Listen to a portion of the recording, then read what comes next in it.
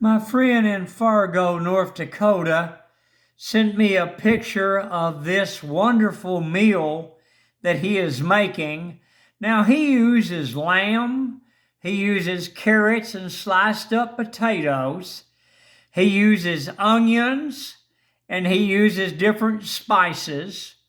But he was telling me about how he takes his whole carrots and slices them up along with the onion slices, as you can see here, and he makes them into chunks. He adds garlic powder and all kinds of delicious seasonings. But this is a North Dakota dish, and it is lamb, and it's got different vegetables up underneath it. You can't see the sweet peas and everything. Hit the like button, subscribe. I'm Grandpa Hickory. I like sharing good things with good people.